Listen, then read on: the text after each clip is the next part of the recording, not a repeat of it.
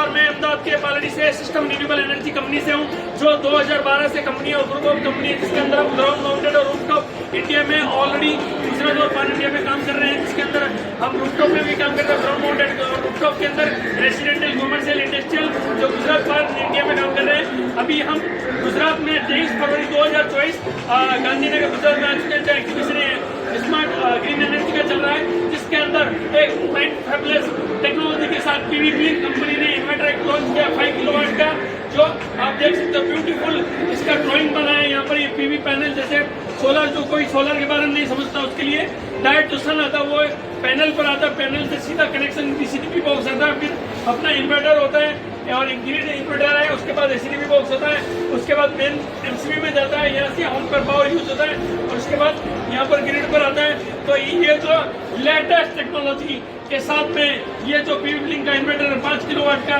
वो single phase पे है, उसके बारे में ये टॉपकॉन टेक्नोलॉजी को सपोर्ट करेगा, उसके बारे में हार्दिक सर आपको एक्सप्लेन करेंगे। सर आपका मोस्ट वेलकम है आपका ये पीवी ब्लिंक इन्वर्टर के लिए। नमस्कार, my name is Hardik Parekh. I am taking care of the technical department of the Pavement Technology Private Limited. मैं आपको थोड़ा सा बताना चाहूँगा अपने प्रोडक्ट के बारे में। ये हमारा 5 किलोवाट का सिंगल फेस का मॉडल है। वैसे हमारा रेंज जो है 1 किलो से लेकर 30 किलो तक का ऑर्डर है। हमारे जो यूएसपीज है उनमें कुछ उसके ऊपर आपको थोड़ा सा फोकस करना चाहूँगा। We have 18 ampere input capacity with our inverter.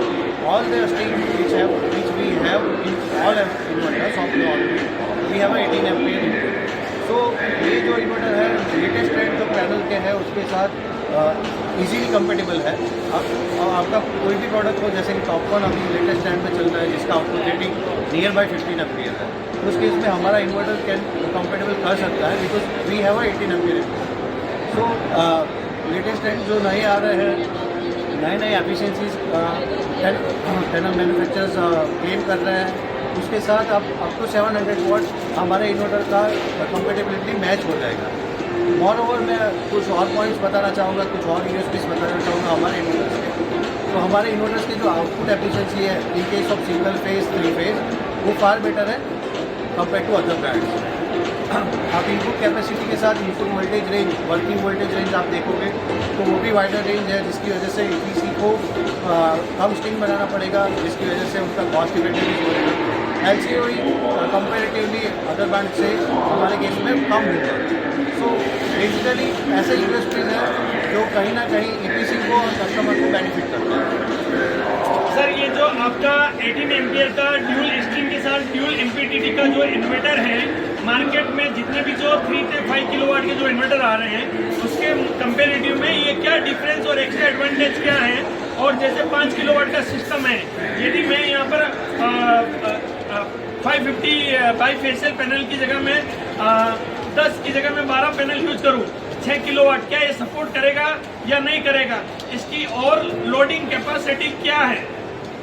तो बेसिकली हमारे जो भी अभी इन्वर्टर आ रहे हैं, हम सिंगल फेज में अप टू 6 किलोवाट सपोर्ट कर रहे हैं। सिंगल फेज जो हमारा 5 किलो का इन्वर्टर है, इसमें आप डेफिनेटली 50% ओवरलोडिंग के साथ जा सकते हो फ्रॉम डीसी साइड। तो up to 6 kilowatt there is no issue. आप जो 12 पैनल भी स्ट्रिंग में लगा के कर सकते हो। सिर्फ आपको ध्यान रखना है voltage range and current range access में। सर जैसे नॉर्मल इन्वर्टर के अंदर 3 से 5 किलोवाट के जो इन्वर्टर आते हैं उसके अंदर ओवर हीटिंग इशू है। जैसे समर सीजन के अंदर ओवर हीट होता है, टेम्परेचर 45 डिग्री पर जाता है और ओवर हीटेड होता है, वेटिंग टाइम होता है, रीस्टार्ट होता है, तो वो इस प्रकार की प्रॉब्लम इसमें आएगी या नहीं आएगी? और नहीं आएगी तो क्यों नहीं आएगी? नॉर्मली जैसे 13 से 16 एम्पियर वो जनरेट होते हैं और आपने एडवांटेज में बताया कि 18 एम्पियर का है। और उसी के साथ नेक्स्ट क्वेश्चन कि ये टॉपकॉन टेक्नोलॉजी के साथ कंपेटिबल है या नहीं है तो उसके क्या बेनिफिट होंगे? और लोगों को इसी पीवी ब्लिंक मार्केट में जितने भी ब्रांड के इन्वर्टर सभी कंपनी बहुत अच्छी है, यदि ये लेना है तो क्यों लेना है? And cost wise, price wise, worth wise, compatible wise, क्योंकि अभी की सब टेक्नोलॉजी पहले पॉली था, फिर मोनो आया, मोनो हाफ कट, फिर बाईफेशियल आया, जो अभी सभी कंपनी टॉपकॉन के ऊपर डीसीआर नॉन डीसीआर में जा रही है। तो जैसे हम ये सिंगल फेस हो या 3 फेस हो, 5 किलोवाट, 50 किलोवाट, 100 किलोवाट, तो क्या एक्स्ट्रा बेनिफिट है वो आप बताइए। और क्यों लोग पीवी ब्लिंक 18 एम्पियर को ही चूज करें, तो क्या आप उनको गाइडेंस कर सकते हैं? यस सर, जैसे कि आपके दो क्वेश्चन थे, तो मैं फर्स्ट क्वेश्चन आऊँगा टॉपकॉन के ऊपर। टॉपकॉन आपका कैसे कंपेटिबल होता है? सो अभी पैनल मैन्युफैक्चर का जो एफिशिएंसी बढ़ रहा है उससे क्या इफेक्ट आ रहा है? उससे इफेक्ट ये आ रहा है कि पैनल का आउटपुट एम्पियर बढ़ रहा है। अभी आउटपुट एम्पियर बढ़ रहा है, साथ साथ में इन्वर्टर का भी इनपुट कैपेसिटी जो है वो बढ़ना चाहिए। तो अभी आपका इन्वर्टर जो है वो नए पैनल के साथ, हाई वोल्टेज मॉडल के साथ कंपेटिबल हो जाएगा। वरना क्या होगा, इशू कुछ ऐसा होगा कि आपका जो पावर जनरेशन है उस पर लॉस होगा। सो बेसिकली आप जब तक आप 18 एम्पियर से ऊपर नहीं जा रहे हो पैनल आउटपुट में, तब तक हमारा इन्वर्टर कंपेटिबल है। सो अभी जो मार्केट में टॉपकॉन का ट्रेंड चल रहा है वो 580 का वॉटिक में चल रहा है। इवन मैं तो अभी आपको ये बोल रहा हूँ कि 700 तक भी आप अगर पैनल कैपेसिटी में जा रहे हो तो उसका एम्पियर रेटिंग तकरीबन 17.5 एम्पियर आएगा। वहाँ तक तो हमारा इन्वर्टर पहले से कंपेटेबल है ही। उसके बाद सर ने बताया कि ओवर हीटिंग का इशू, तो ओवर हीटिंग का इशू मैं आपको इसके बारे में भी कुछ बताना चाहूँगा। इन्वर्टर मेकिंग प्रोसेस में एक एजिंग प्रोसेस होता है और जो कंपनीज है जब मैन्युफैक्चर करते हैं इन्वर्टर को, तो वो प्रोसेस से इन्वर्टर को गुजरना पड़ता है। हमारे केस में हमने इन्वर्टर को जो एजिंग प्रोसेस है हमारा, उसमें हम 55 डिग्री एम्बिएंट टेम्परेचर पे इन्वर्टर को रन करते हैं, उसका एजिंग साइकिल पूरा करते हैं। और हर एक इन्वर्टर जो हमारी फैक्ट्री से निकलता है वो एजिंग प्रोसेस से गुजर के निकलता है। तो आपको ओवर हीटिंग का तो हमारे केस में कभी भी इशू आएगा ही नहीं। और जैसे कि सर ने बोला टॉपकॉन के साथ कंपेटेबल है कि नहीं और आपको पीवी ब्लिंक क्यों लेना चाहिए, तो PV blink is a service oriented company. Means हमारा जो फोकस है सर्विस पे बहुत ज़्यादा है। तो आफ्टर सेल सर्विस जो क्लाइंट को कभी कभी नहीं मिलता है, बहुत सारे मैन्युफैक्चर से वो उसमें बहुत डिफिकल्टी आता है। तो हमारा एकदम सिंपल प्रोसेस है उस केस में। आपको इजीली टोल फ्री नंबर्स है हमारे, टोल फ्री सर्विस सपोर्ट है, वहाँ पे आप जाके सीधा आप अपना सर्विस क्लेम कर सकते हो। तो इस वजह से आपको प्रोडक्ट तो अच्छा मिल ही रहा है, अच्छा सर्विस भी मिल रहा है। तो वाई शुड आप क्यों चूज़ नहीं करोगे पीवी ब्लिंक?